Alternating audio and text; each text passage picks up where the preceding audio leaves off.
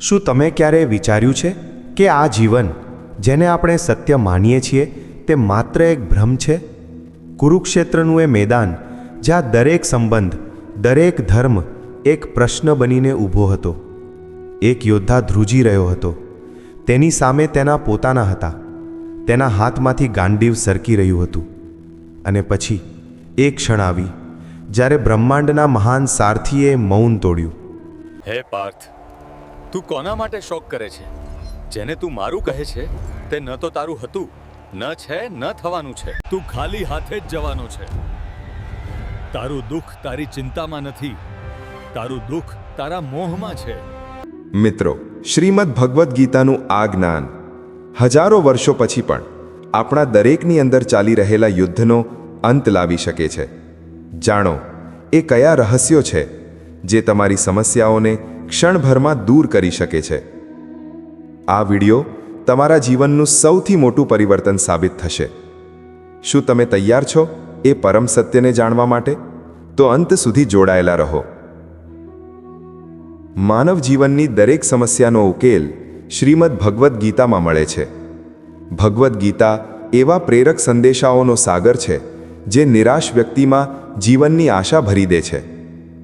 મિત્રો, મને પૂરો વિશ્વાસ છે કે તમે આ વિડિયો અંત સુધી જોશો અને તેના શબ્દોને શાંત મનથી સાંભળી અને સમજીને તમારા મનને અપાર શાંતિનો અનુભવ તો થશે જ, સાથે તમારા વિચારો અને જીવનમાં પણ ખૂબ જ સકારાત્મક પરિવર્તન આવશે.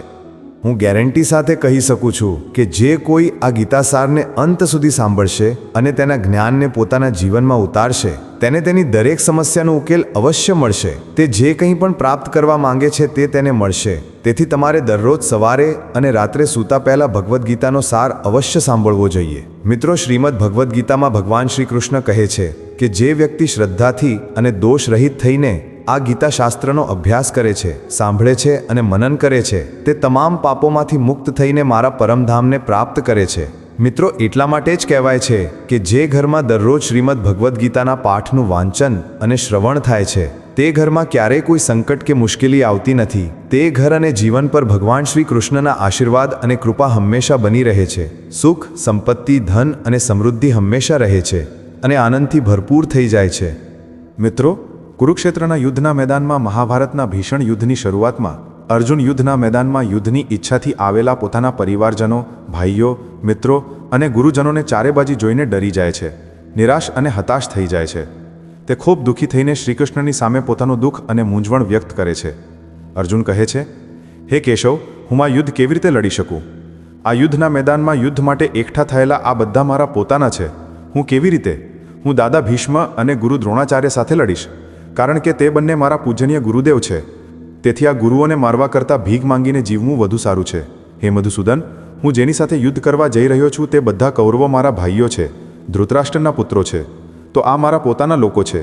તે બધાને મારવા કરતાં સંન્યાસી બની જવું મારા માટે વધુ સારું છે. જો આ યુદ્ધ થશે તો કરોડો લોકો માર્યા જશે. આ યુદ્ધમાં જે સૈનિકો અને યોદ્ધાઓ માર્યા જશે તેમની પત્નીઓનું શું થશે? ના કૃષ્ણ, હું મારા પોતાના પર આ યુદ્ધ કરી શકતો નથી.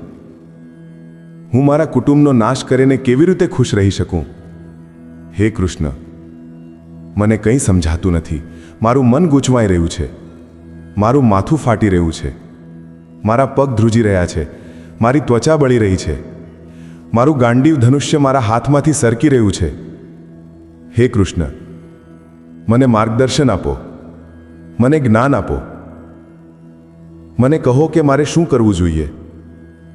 અર્જુનની આ દયનીય સ્થિતિ જોઈને ભગવાન શ્રીકૃષ્ણે અર્જુનને શ્રીમદ ભગવદ્ ગીતાનું તે દિવ્ય અને અલૌકિક જ્ઞાન આપ્યું, જે માત્ર અર્જુન માટે જ નહીં પણ હજારો વર્ષો સુધી માનવજાત માટે અને આજના આધુનિક યુગમાં પણ દરેક મનુષ્ય માટે માર્ગદર્શક બની રહ્યું છે.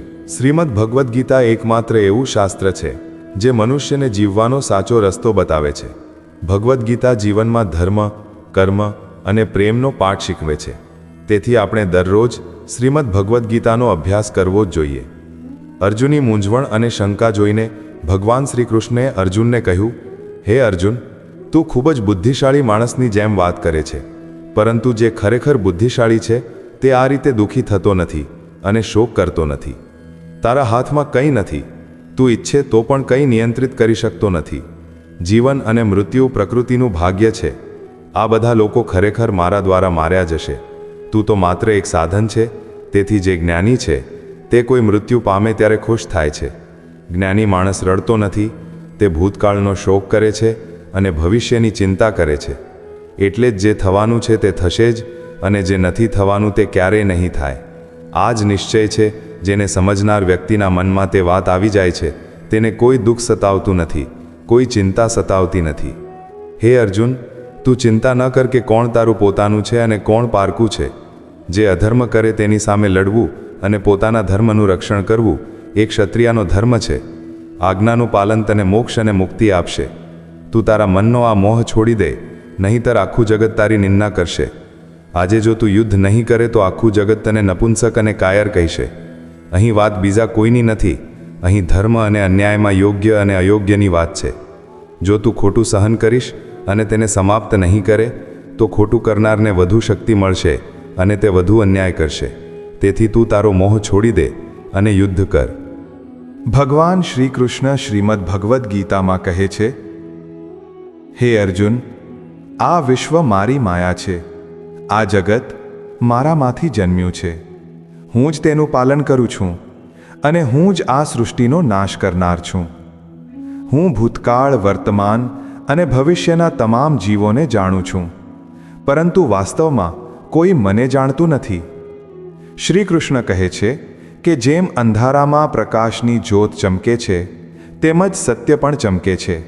તેથી મનુષ્ય હંમેશા સત્યના માર્ગ પર ચાલવું જોઈએ. મૃત્યુ એક અપરિવર્તનશીલ સત્ય છે, જેને ક્યારેય બદલી શકાતું નથી.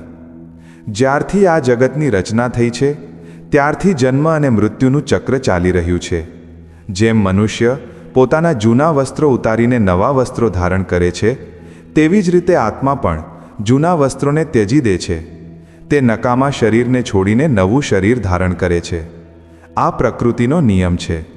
આ સત્યને સ્વીકારીને ડર્યા વિના વર્તમાન દિવસમાં જીવવું જોઈએ. જ્ઞાની લોકો ન તો મૃત્યુ પામેલા લોકોનો શોક કરે છે અને ન તો જેઓ હજી જીવિત છે તેમની સાથે આસક્ત થાય છે, કારણ કે તેઓ જાણે છે કે જે મૃત્યુ પામ્યો છે તે ફરી જન્મ લેશે અને જે જીવિત છે તે પણ એક દિવસ અવશ્ય મૃત્યુ પામશે.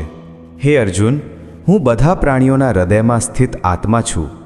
હું જ બધા પ્રાણીઓનો આદિ, મધ્ય અને અંત છું. ગ્રહોમાં હું સૂર્ય છું, વેદોમાં હું સામવેદ છું, દેવતાઓમાં હું ઇન્દ્ર છું, ઇન્દ્રિયોમાં હું મન છું, હું બ્રહ્મા છું, હું વિષ્ણુ છું, હું મહેશ છું, જળાશયોમાં હું મહાસાગર છું, પર્વતોમાં હું હિમાલય છું. આ સમગ્ર વિશ્વમાં તમે જે કંઈ જોઈ શકો છો તે બધું હું જ છું, એમ ભગવાન શ્રી કૃષ્ણ કહે છે. આ દુનિયામાં મનની શાંતિ કરતાં મોટી કોઈ સંપત્તિ નથી. જે વ્યક્તિએ પોતાના મનને શાંત રાખતા શીખી લીધું છે તેનાથી વધુ ધનવાન આ જગતમાં કોઈ નથી. મનુષ્યના દુઃખનું કારણ તેની આસક્તિ છે. તેને જેટલો વધુ મોહ હશે તેટલું જ વધુ દુઃખ ભોગવવું પડશે. શ્રી કૃષ્ણ કહે છે કે જે થયું તે સારું થયું, જે થઈ રહ્યું છે તે સારું થઈ રહ્યું છે, અને જે થશે તે પણ સારું જ થશે. તે શું ખોઈ દીધું છે કે જેના માટે તું રડી રહ્યો છે? તું શું લઈને આવ્યો હતો કે તે ખોવાઈ ગયું છે? તે શું બનાવ્યું હતું કે જે તારા દ્વારા નષ્ટ થઈ ગયું છે? જે અહીંથી લેવામાં આવે છે તે અહીંથી જ લેવામાં આવે છે, અને જે આપવામાં આવે છે તે અહીં જ આપવામાં આવે છે. જે આજે તારું છે તે કાલે બીજા કોઈનું હશે, કારણ કે પરિવર્તન એ સંસારનો નિયમ છે. શ્રીમદ ભગવદ્ ગીતામાં ભગવાન શ્રી કૃષ્ણ કહે છે કે મનુષ્યએ પરિણામની ચિંતા કર્યા વિના નિસ્વાર્થપણે અને નિષ્પક્ષ ભાવે પોતાના કર્તવ્યોનું પાલન કરવું જોઈએ. હે અર્જુન, પોતાને ઈશ્વરને સમર્પિત કરી દે. આ જ સૌથી મોટો સહારો છે. શ્રી કૃષ્ણ કહે છે કે વ્યક્તિ તેના જન્મથી નહીં પરંતુ તેના કર્મોથી મહાન બને છે. જ્યારે મનુષ્યને તેના કાર્યમાં આનંદ મળે છે ત્યારે તે પૂર્ણતા પ્રાપ્ત કરે છે. અર્જુન, આસક્તિમાંથી ઈચ્છાનો જન્મ થાય છે.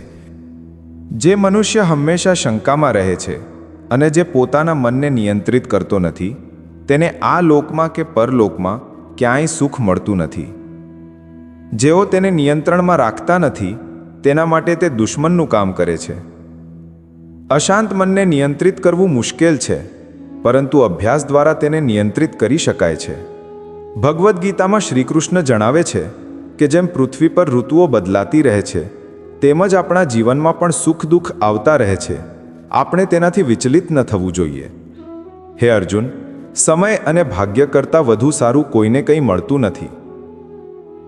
જેમ દીવાની વાટ દીવા નીચે છુપાયેલા અંધકારને જોઈ શકતી નથી, તેમજ મનુષ્ય યુવાની પાછળ છુપાયેલું વૃદ્ધત્વ અને નબળાઈ કોઈ જીવને દેખાતી નથી. તેનું મન તેને તેના જીવનના અંત સુધી તેની જાળમાંથી છટકી જવા દેતું નથી. તે તેને દોરડામાં બાંધી રાખે છે અને જુદા જુદા પ્રકારના નૃત્યો કરાવે છે. તે જીવને પોતાના અંતરાત્મામાં જોવાનો અને પોતાની આત્માને સમજવાનો પૂરતો સમય આપતો નથી. જ્યારે અર્જુન ભગવાન શ્રી કૃષ્ણને પૂછે છે, હે કેશવ, આ બધું સ્વીકાર્યા પછી પણ કે આત્મા શાશ્વત અને અજન્મા છે, તેને શસ્ત્રો કાપી શકતા નથી, અગ્નિ બાળી શકતો નથી, તો પણ જીવના આત્માને દુઃખ, સુખ, શોક, આનંદ, અપમાન, પીડા અને હર્ષનો અનુભવ કેમ થાય છે? ત્યારે ભગવાન શ્રી કૃષ્ણ કહે છે, હે પાર્થ, મેં તેને પહેલાં જ કહ્યું છે કે સુખ દુઃખનો અનુભવ કરવો એ આત્માનું કાર્ય નથી, તે શરીરનું કાર્ય છે. ત્યારે અર્જુન કહે છે, હે કેશવ, શરીરને પીડા અને દુઃખનો અનુભવ તો ત્યારે જ થશે જ્યારે શરીરને ઈજા થાય કે તેનો કોઈ ભાગ કપાઈ જાય. જેમ કે જ્યારે શરીર આગમાં બળી જાય ત્યારે થતી પીડા શરીરની પીડા છે, પરંતુ બદનામી કે અપમાનથી થતી પીડા શરીરને કોઈ નુકસાન નથી કરતી. બદનામીની પીડા અને અપમાનની પીડા તો આત્માને જ થાય છે. ત્યારે ભગવાન શ્રી કૃષ્ણ અર્જુનને કહે છે, ના અર્જુન, આ યશ, અપયશ, અપમાન, આ લાભ હાનિ, આ જીત હારનો આનંદ કે દુઃખ આત્માને થતું નથી. આ આત્માનું કાર્ય નથી, આ તો મનની શરારત છે. ભગવાન શ્રીકૃષ્ણ કહે છે કે હે અર્જુન, યાદ રાખજે કે મન એ જીવના શરીરનો એક અદૃશ્ય ભાગ છે, જે દેખાતો નથી પણ સૌથી શક્તિશાળી છે. તે આત્માનો ભાગ છે અને તેની સાથે તેનો કોઈ સંબંધ નથી. રથનો માલિક આત્મામાં બેઠો છે, જ્યારે મન શરીરરૂપી રથનો સારથી છે. આ મન જ ઇન્દ્રિયોના ઘોડાઓને અહીં તહીં ભટકાવે છે અને જીવનના મોહમાં ચંચળ બની જાય છે. ક્યારેક યૌવનના મોહમાં આ ચંચળ મન વ્યક્તિને એવા ભ્રમમાં મૂકી દે છે કે તે સર્વશક્તિમાન છે, તે બધું કરી શકે છે અને તે અહીંનો રાજા છે, જેની સામે સૌને ઝૂકવું પડે છે અને જેને સૌ નમન કરે છે. જ્યારે શરીર મૃત્યુ પામે છે, દીવામાં રહેલું યૌવન શક્તિનું ઘી ખતમ થઈ જાય છે અને દીવા નીચે અંધારું થઈ જાય છે, ત્યારે માણસ ડરી જાય છે અને બૂમો પાડવા લાગે છે, હું બીમાર છું, હું દુઃખી છું, હું મરી રહ્યો છું, મને બચાવો. મન પણ રડવાનો ડોળ કરે છે. હે અર્જુન, માણસને રડાવે છે. હુંના અભિમાનનો દારૂ પીવડાવીને મધોશ કરનાર ઢોંગી તો મન જ છે. તેના હાથમાં માયાની જાળ હોય છે, જેને તે મનુષ્યની ઈચ્છાઓ પર મૂકતો રહે છે અને તેને પોતાના નિયંત્રણમાં લાવતો રહે છે. આ મન શરીરથી પણ મોહિત છે અને પોતાના સુખથી પણ મોહિત છે અને પોતાના દુઃખોથી પણ મોહિત છે. તે સુખમાં ખુશીના ગીતો ગાય છે અને દુઃખમાં ઉદાસ ગીતો ગણગણે છે. તે પોતાના દુઃખોમાં બીજાને સામેલ કરીને સુખ મેળવે છે. હે પાર્થ, જીવ માટે પોતાના મનને કાબૂમાં રાખવું જરૂરી છે. તારા આંતરિક મનને નિયંત્રિત કર અને આત્મામાં જો, ત્યારે જ તને તે આત્માની અંદર પરમાત્માનો પ્રકાશ સ્પષ્ટ દેખાશે. કોઈ ગમે તે કહે, તમે પોતાને શાંત રાખો, કારણ કે સૂર્ય ગમે તેટલો તેજસ્વી હોય, સમુદ્ર સુકાઈ જતો નથી. કાન ભરનારાઓથી હંમેશા સાવધાન રહો, તેઓ સારા સંબંધોને પણ બગાડે છે. ક્ષમતાઓ કર્મમાંથી જ જન્મે છે. દરેક વ્યક્તિ જન્મથી શૂન્ય હોય છે. આ દુનિયામાં સત્ય કરતાં પ્રેમ મોટું સત્ય છે અને જેને તમે પ્રેમ કરો છો તેની સાથે અસત્ય થવું મુશ્કેલ છે. આખી દુનિયામાં સૌથી સુંદર જોડી છે સ્મિત અને આંસુ. આ બે સ્મિત અને આંસુનું એકસાથે મળવું મુશ્કેલ છે, પરંતુ જ્યારે આ બંને મળે છે ત્યારે તે ક્ષણ સૌથી સુંદર હોય છે. કર્મ એ જ સૌથી મોટો ધર્મ છે. ભગવાન શ્રી કૃષ્ણ ગીતામાં અર્જુનને ઉપદેશ આપતા કહે છે કે મનુષ્યનો જન્મ કર્મ કરવા માટે જ થયો છે. કર્મ કર્યા વિના કોઈ જીવી શકતું નથી. મનુષ્યએ ફળની ચિંતા કર્યા વિના પોતાના કર્તવ્યોનું પાલન કરવું જોઈએ. ક્રોધ એ એવો દરવાજો છે જે વ્યક્તિને નરક તરફ લઈ જાય છે. ક્રોધને કારણે મનુષ્યનું મન અશાંત થઈ જાય છે અને તે ક્રોધિત થઈને ક્યારેક પોતાને જ નુકસાન પહોંચાડે છે. ભગવાન શ્રીકૃષ્ણ કહે છે કે વ્યક્તિએ ક્રોધ કરવાથી બચવું જોઈએ. ભલે ગમે તેટલો ક્રોધ આવે, પોતાને શાંત રાખવાનો પ્રયત્ન કરવો.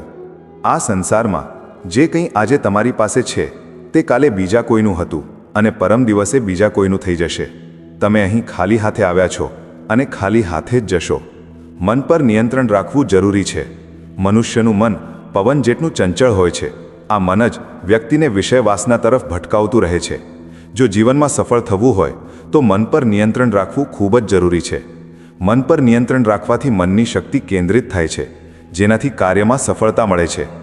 ગીતા અનુસાર જે વ્યક્તિએ પોતાના મનને કાબૂમાં રાખ્યું છે તે પોતાના મનમાં ઉદ્ભવતી બિનજરૂરી ચિંતાઓ અને ઈચ્છાઓથી દૂર રહે છે અને વ્યક્તિ સરળતાથી પોતાના લક્ષ્યોને પણ પ્રાપ્ત કરી લે છે. જો તમે તમારા મનને કાબૂમાં નહીં રાખો તો તે તમારો સૌથી મોટો દુશ્મન બની જશે. જે વ્યક્તિ હંમેશા શંકા કરે છે તે ક્યારેય શાંતિ પ્રાપ્ત કરી શકતો નથી. તેથી શંકા કરવાનું ટાળો. વધુ પડતી શંકા મનની શાંતિમાં ખલેલ પહોંચાડે છે અને વ્યક્તિ મૂંઝવણમાં પડીને પોતાના સંબંધોનો નાશ કરે છે. મનુષ્યના કર્મ તેના જીવનનો આધાર છે. તે જેવું કર્મ કરે છે તેવું જ ફળ મેળવે છે. જો તે સારા કાર્યો કરશે તો સારા ફળ મળશે અને જો ખરાબ કાર્યો કરશે તો ખરાબ પરિણામ ભોગવવા પડશે. તેથી વ્યક્તિએ હંમેશા સારા કાર્યો કરવા જોઈએ. આપણા દુઃખોના 5 કારણો છે. 1. એક વ્યક્તિ જ્યારે તેને જે જોઈએ છે તે મળે છે ત્યારે તે કહે છે કે આ ભગવાનની કૃપા છે, પરંતુ જ્યારે વસ્તુઓ તેની મરજી વિરુદ્ધ જાય છે ત્યારે તે દુઃખી થઈ જાય છે. ભગવાનની કૃપાનો આ અધૂરો દૃષ્ટિકોણ દુઃખનું પ્રથમ કારણ છે. 2. બીજા વ્યક્તિને ગમે તે થાય, તેને નુકસાન થાય કે તે દુઃખી થાય, પરંતુ તે આપણા માટે સારું હોવું જોઈએ. આપણો આ ગંદો સ્વાર્થ આપણા દુઃખનું બીજું કારણ છે. 3. આપણી પાસે હાલમાં જે વસ્તુઓ છે અથવા જેની ઈચ્છા છે તેને ગુમાવવાનો અથવા ન મળવાનો સતત ભય આપણા દુઃખનું ત્રીજું કારણ છે. 4. જે આપણે કરવું ન જોઈએ તે કરીએ છીએ અને જે કરવું જોઈએ તે કરતા નથી. આ આપણી બેદરકાર આદતો આપણા દુઃખોનું ચોથું કારણ છે. નોંધ: અહીં 5 કારણો ગણાવ્યા હતા, પણ મૂળ લખાણમાં ચોથું કારણ ગુમ છે. આ ક્રમ મૂળ લખાણ મુજબ જાળવેલ છે. 5મું, જ્યારે પણ કોઈ સુંદર ઘટના બને છે ત્યારે આપણે તેનો સંપૂર્ણ શ્રેય એકલા લેવા માંગીએ છીએ. આ અહંકારની ભાવના આપણા દુઃખોનું 5મું કારણ છે. કાન્હા કહે છે કે કોણ શું કરી રહ્યું છે, કેવી રીતે કરી રહ્યું છે અને શા માટે કરી રહ્યું છે. તમે આ બધાથી જેટલા દૂર રહેશો તેટલા વધુ ખુશ રહેશો. શરીરની સુંદરતા મનને આકર્ષે છે, જ્યારે સ્વભાવની સુંદરતા હૃદયને આકર્ષે છે. તેથી મનુષ્યનો સ્વભાવ હંમેશા શુદ્ધ હોવો જોઈએ. આપણે જીવનમાં કેટલા સાચા છીએ અને કેટલા ખોટા છીએ તે ફક્ત 2 જ લોકો જાણે છે. એક છે ભગવાન અને બીજું આપણું અંતરાત્મા. ભગવાન શ્રી કૃષ્ણ કહે છે કે જે મનુષ્યમાં જ્ઞાનનો અભાવ હોય અને જેને ભગવાનમાં શ્રદ્ધા ન હોય તે જીવનમાં ક્યારેય સુખ અને સફળતા પ્રાપ્ત કરી શકતો નથી. મોહ વિનાશનું કારણ છે. મનુષ્યના દુઃખનું મૂળ કારણ તેનો મોહ છે. તેને જેટલો વધુ મોહ હશે તેટલું વધુ દુઃખ ભોગવવું પડશે અને પોતાના ભૂતકાળનો પસ્તાવો કરવો પડશે. કંઈ બદલી શકાતું નથી અને ચિંતા ભવિષ્યને આકાર આપી શકતી નથી. તેથી વર્તમાનનો આનંદ માણવો એ જ જીવનનું સાચું સુખ છે. શ્રી કૃષ્ણ કહે છે કે જે વ્યક્તિ તમારો સાથ આપે તેને તમારે સાથ આપવો જોઈએ અને જે તમને દગો આપે તેને છોડી દેવો જોઈએ. જ્યાં તમારું સન્માન ન હોય ત્યાં તમારે ક્યારેય ન જવું જોઈએ, નહીં તો લોકો તમને નબળા અને મૂર્ખ ગણશે. જ્યાં વરસાદ ન હોય ત્યાં પાક બગડી જાય છે અને જ્યાં સંસ્કાર ન હોય ત્યાં નસલ બગડી જાય છે. દુનિયામાં કોઈ પણ વસ્તુ એટલી ઝડપથી બદલાતી નથી જેટલો વ્યક્તિનો ઈરાદો અને દૃષ્ટિકોણ બદલાય છે. આ દુનિયામાં તે જ સુખી છે જે દુઃખમાં વધુ દુઃખી થતો નથી અને સુખમાં વધુ પડતો કૂદતો નથી. સુખ દુઃખ, અપમાન સન્માન, વિજય પરાજય, લાભ હાનિ, આવવું જવું, ખોટ લાભ, આ બધું જીવનમાં રહેશે. જો હંમેશા એક જ પરિસ્થિતિ રહેશે તો મનુષ્યનું અસ્તિત્વ સીમિત થઈ જશે. જેઓ બીજાની થાળીમાં વધુ ઘી જુએ છે તેમના માટે જીવવું મુશ્કેલ થઈ જાય છે. તેઓ પોતે ક્યારેય શાંતિથી જીવી શકતા નથી. વ્યક્તિ હંમેશા તે જ વસ્તુ ઈચ્છે છે જે તેની પાસે નથી, અને જ્યારે તે મળી જાય છે ત્યારે એક નવી મહત્વકાંક્ષા તેનું સ્થાન લઈ લે છે. આ રીતે આખું જીવન અસંતોષમાં પસાર થઈ જાય છે. સંતોષ જીવનનો મૂળ મંત્ર છે. જો વ્યક્તિમાં સંતોષ હોય તો કોઈ દુઃખ તેને તોડી શકતું નથી. આ જ જીવનનું રહસ્ય છે. અહંકારને કારણે આપણે ઘણા સંબંધોથી દૂર થઈ જઈએ છીએ. સમય ખૂબ શક્તિશાળી છે, જે ક્યારેક વ્યક્તિને અભિમાની પણ બનાવી દે છે. ક્યારેક મિત્રો પણ તમને લાચાર બનાવી દે છે. જો તમારો સમય સારો હોય તો અહંકારથી બચો. જો સમય ખરાબ હોય તો ખરાબ સંગતથી બચો. મનુષ્યએ આ 4 બાબતો આખી જિંદગી યાદ રાખવી જોઈએ. 1. મનુષ્યનું ભાગ્ય ત્યાગ વિના પ્રાપ્ત થતું નથી. 2. કંઈક છોડ્યા વિના કંઈક મળતું નથી. 3. જે આપતો નથી તેને લેવાનો કોઈ અધિકાર નથી. 4. મનુષ્ય બીજ વાવ્યા વિના ફળ ખાવાની આશામાં પોતાનું જીવન વેડફે છે. કોઈની પણ સામે તમારો ખુલાસો ક્યારેય રજૂ ન કરો, કારણ કે જે તમારામાં વિશ્વાસ રાખે છે તેને ખુલાસાની જરૂર નથી, અને જે તમારા પર વિશ્વાસ નથી રાખતો તે તમને ક્યારેય નહીં સમજે. બુદ્ધિશાળી લોકો મૌન રહે છે, સમજદાર લોકો વાત કરતા રહે છે, અને મૂર્ખ લોકો હંમેશા દલીલો કરતા રહે છે. સપના અને લક્ષ્યો વચ્ચે માત્ર એક જ ફરક છે. સપના માટે તમારે મહેનત વિનાની ઊંઘની જરૂર છે, અને લક્ષ્યો માટે તમારે ઊંઘ વિનાની મહેનતની જરૂર છે. મહેનત અને વિચાર સારા હોવા જોઈએ, કારણ કે દ્રષ્ટિનો ઈલાજ શક્ય છે, પરંતુ દ્રષ્ટિકોણનો નહીં. તમે તમારી જાતને સારા બનાવો. એક ખરાબ વ્યક્તિ આપોઆપ દુનિયામાંથી દૂર થઈ જશે. જે તમને છોડી દે છે તેને માત્ર એક બહાનાની જરૂર હોય છે, નહીં તો જે છેલ્લી શ્વાસ સુધી તમારી સાથે રહે છે સાથ છોડતા નથી. જીવનમાં એક વાત યાદ રાખો, કોઈ તમારા હાથમાંથી ચોક્કસ છીનવી શકે છે, પરંતુ કોઈ ભાગ્યમાંથી છીનવી શકતું નથી. કોઈને કંઈક આપીને અભિમાન ન કરો. કોને ખબર કે તમે આપી રહ્યા છો કે પાછલા જન્મનું દેવું ચૂકવી રહ્યા છો. અભિમાની વ્યક્તિના વંશજો, કીર્તિ અને પ્રતિષ્ઠા આ ત્રણે દૂર થઈ જાય છે.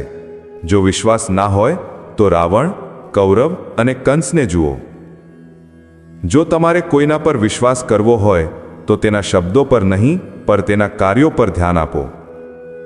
ભગવાન શ્રી કૃષ્ણ કહે છે, જે વ્યક્તિ મને જાણે છે તે જન્મ અને મૃત્યુના બંધનમાંથી મુક્ત થઈ જશે.